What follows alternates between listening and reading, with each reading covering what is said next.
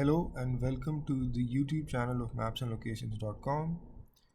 Today we're going to be talking about Saint Petersburg, which is a city in Russia. This is a publicly available map of Saint Petersburg. At first glance, it feels very different from Moscow.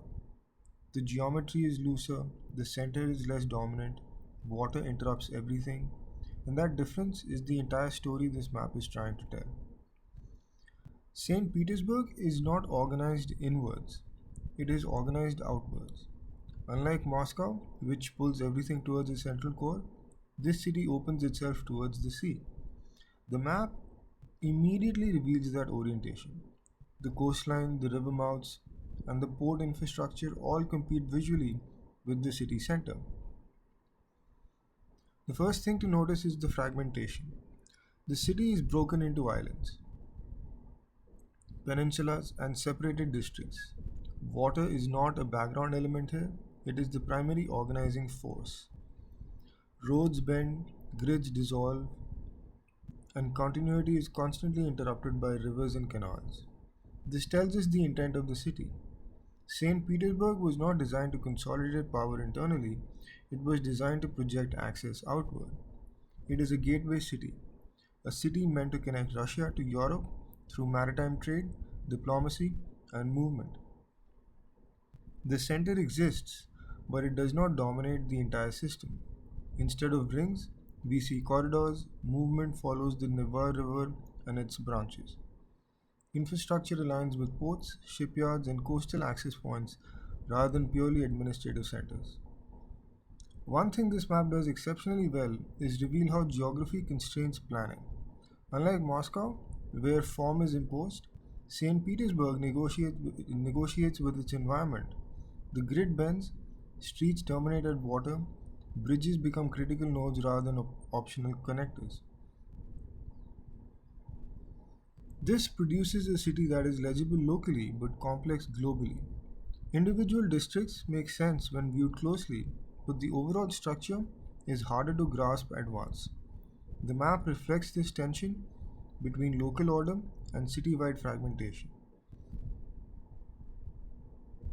The road hierarchy here is less absolute. There are fewer dominant radial arteries. Instead, connectivity depends on bridge crossings and shoreline routes. This creates natural choke points that the map only partially reveals. What the map hides is dependency. Large parts of the city rely on a small number of crossings to function. When bridges close or fail, entire districts become temporarily isolated. The map shows connections, but it does not show vulnerability. This matters for decision making. A planner or logistics operator might see multiple parallel routes along water edges and assume redundancy. In reality, redundancy is limited by bridge capacity and river crossings. The city looks connected, but it is conditionally connected. Another hidden layer is climate. The flat terrain and proximity to water introduce risks that are invisible here. Flooding potential, soil stability, and seasonal accessibility are not communicated by the clean lines of the map, yet they shape how infrastructure must be designed and maintained. The administrative boundary of St. Petersburg also tells us a different story than Moscow. The boundary stretches outwards to include coastal zones and port adjacent areas. This is not expansion for population alone, it is expansion for access and control of maritime infrastructure.